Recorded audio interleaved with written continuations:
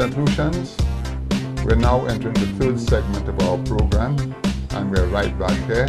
When we left off, we were discussing the kind of water, the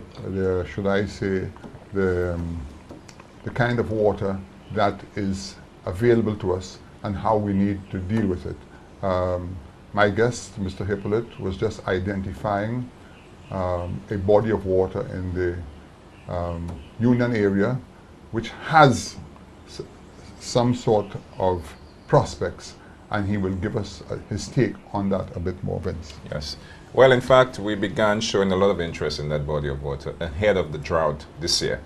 When we started planning for the drought, we realized that we really had to be ahead of the drought if we were to manage it very well and do not affect the economy of St. Lucia, because in our minds all the time is the economy of St. Lucia. Naturally. We cannot destroy the economy and then believe that we can resuscitate it. Yeah, because the economy is to pay the bills. Precisely. So Wasco is always saying we must make sure that the economy does not suffer, and then the question how. And so we begin to plan. So we started planning, and we identified this body of water, and we started showing an interest. But Wasco is a company, and the body that's responsible and owns water in St. Lucia is the WRMA, the Water Resource Management Agency. So that's a separate company? Well, it's a separate body. A separate body? Yes, it's a regulatory body. I understand. So they own all the water in St. Lucia. Okay. So if you were to abstract water from the sea or water from anywhere, you have to get permission from them, you have to get a license. Fantastic. Because we have a license, Wasco has a license. I didn't really know that. Oh yes, that's the structure now. So Wasco has no authority. Okay. Because Wasco is just a company. Now who is there, that company has a board of directors? Well, it's within the Ministry of Sustainable Development. Okay, yes, fine. so it's a unit, it's a department, and it's an agency in there. And they have the final say. Yes, and they exist by legislation, so they have legislation that supports them. I never heard of it, but besides being in existence, has it been effective? Have they been really doing what they say? Have they been doing what they should do over the years? Well, yes. In fact, we have to deal with them all the time. Okay. In Wasco, they give us a directive. Yes. They own the resource. Okay. So they can exercise the law, for example, the legislation. Okay. Now that you are in a water-related emergency, they are the ones with the power. Not Wasco. Okay. So the power does not reside with Wasco, it resides with that body. Got you. So that body is the body that can do things. So to come back and answer your question about the source of water. Yes. Well, that source of water is there. And we started showing interest in it, and we wrote the WRMA. And what we have done is to take samples of that water to determine what the water is like. Yes, it's like. And what would be required to treat that water. Okay. So we were thinking of probably a two-stage approach. One approach is to say, if we have a really serious crisis and the drought is prolonged and it deepens, can we then very quickly treat that body of water and put it onto our system and send it precisely. So that was one thing. And then the interest going forward and say, well, if the water is brackish, if the recharge rate is good, even if it's desal and so on, can it not be a body of water as a reservoir in itself, where you can have a desal facility going and so on and so on? So that was it was at the back of our minds in some kind of little distant area. And so far what we have done is take the samples, and the samples are being examined now. So when it comes back, we'll have a fairly good idea. How soon you think you'll be hearing something? Well, we should be hearing something pretty soon, maybe before the end of July. That's fantastic. Because we are sampling and testing the water, not just in Trinidad, because there's a body in Trinidad that can do that, as well as in the United States. You know, it's so funny you say that, because I have been watching that body of water for the last 15 years, because when Sue Williams was doing their excavation for stone, the deeper they went, the more water they got out. And I actually brought it to the attention of the ministry. And if my memory serves me right, I remember talking to Mr. Calix George, who is the Minister for Communications, and I alerted him about that water, and he did indicate to me then that that area, the Union area, was a fairly well prolific area for water. And I did go to Wasco at the time. I can't remember exactly who I spoke to, and but it wasn't followed at that time. But I suppose maybe at the time they felt the dam was there, they didn't need it. But as you rightly said, you have to preempt those situations, because what you're telling me today should have been known by everybody, because I've heard it. I lived away for quite a bit of time, especially in the banana period, when they were cutting down a lot of the matured trees to plant the banana trees, which I was told the banana tree does not have much roots. So therefore we had a lot of soil erosion. That's correct. And we could watch it, because when it rains heavily, you just have to go outside and you see the amount of water coming down. And the environmentalists did speak about it, because it was also affecting the reefs and covering them. Yeah? That's right. Yeah. So, and I mean, you just have to watch the Shock River, not the Shock River, well, the Shock River, and also the Cul-de-sac River, to see the amount of brown stuff coming down. And you know, all that's our topsoil going away, you know. Correct. And of course, you and I were the SLASPA.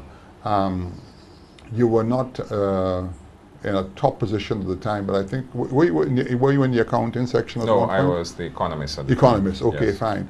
And I remember when I was put on the board, the SLASPA board, on my very first meeting, just to familiarize myself with what was going on, I took a walk around the docks, and I was shocked that although St. Lucia had been winning all kind of awards, to see the state of the docks at the time. And I distinctly recall mentioning to the directors that SLASPA should actually purchase a cherry picker, $100,000 or so, put it at the mouth of the Castis River and dig a hole 14 feet deep every Monday morning and retrieve the topsoil, and we could actually sell it to us. But then that in itself should have been an eye-opener of the amount of topsoil we were losing. And now what you're telling me today rings a bell, and I see the problems we're having. But some time ago when I was talking to you, you mentioned that the consultant which you have here now had given you some indication that the deeper you go down, you find more, you get more information of what is happening to our water. Can you highlight a bit? Well, yes, and that is on the groundwater side. The Ministry of Sustainable Development has been for a while now working with Professor Dale Morgan out of MIT in the US. Dale Morgan. Dale Morgan out of MIT in the US. And he has been a regular visitor here. Yes. And he has done a lot He has of a work. very good reputation. Very good reputation. He's a graduate of MIT. Well, he's a professor there, actually. A professor yes, then, he's a professor so at that MIT. must be a man who knows what he's doing. Oh, yes, and he is a West Indian. I think he's a Trinidadian. So is he on island now, gents? No, he's not on island. He has gone back, but he frequents. He comes. I would back love to and have back an interview with him. He's a quite, he's a very strong guy. Yeah. And what he has been trying to do for St. Lucia is to identify where we have groundwater. Now, there is a particular test, as I understand it, because I'm learning, you know, I'm reading. Naturally, we all are.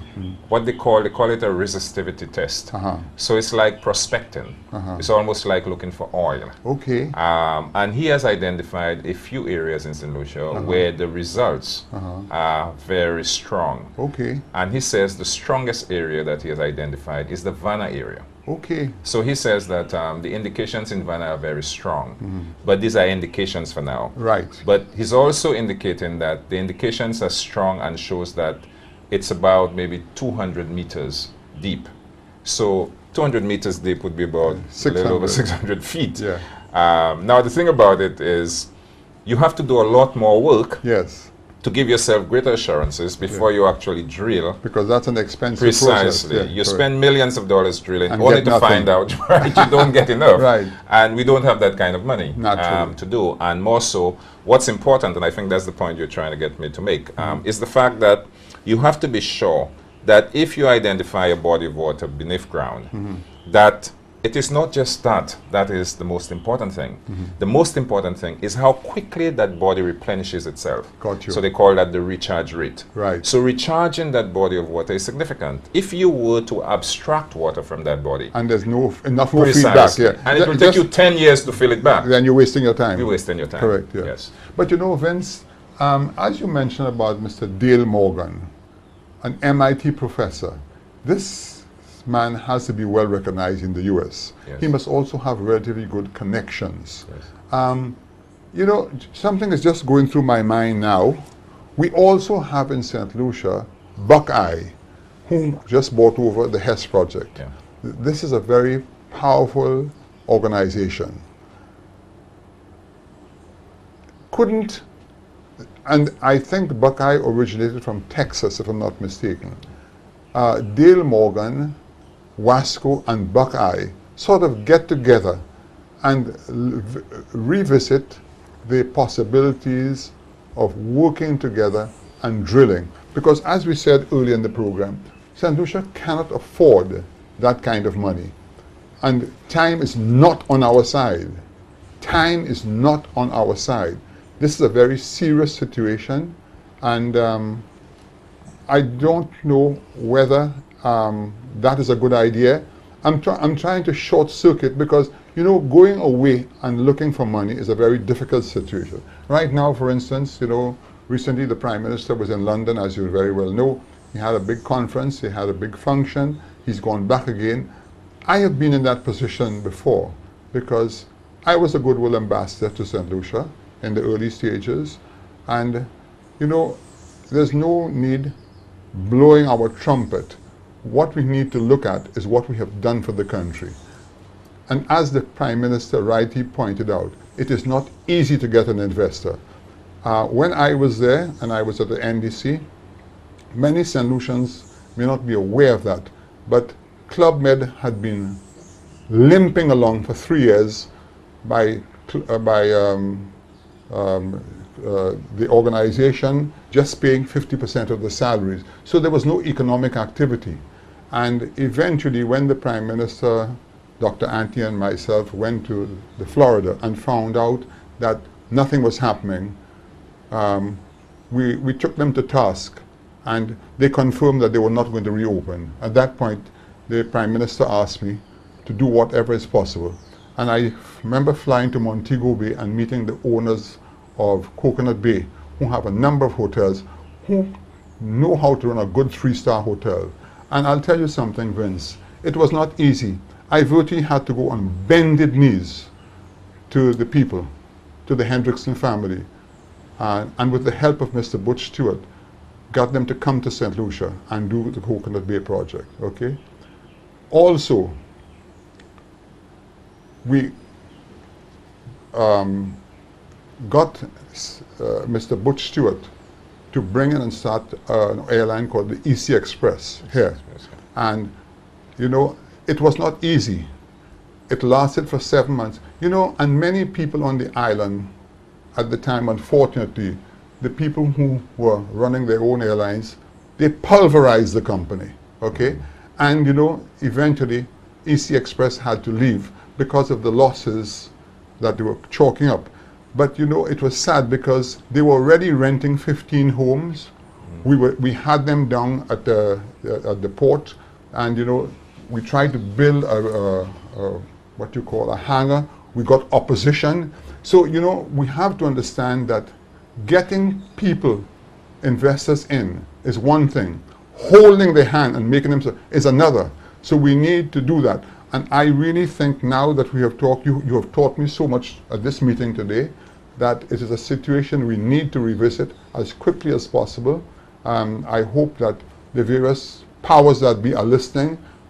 This is a sort of a, should I say, an indication of where we should be going by talking to people on the spot. You see, going away is one thing, but when you have a company like Buckeye and St. Lucia, they're familiar with what's going on, you know, and they have the means from Texas to bring people down to do those things. So I could only hope that Mr. Hope, is that right? No, Morgan. Mr. Morgan, Professor sorry. Morgan, Mr. Morgan can do something to help us.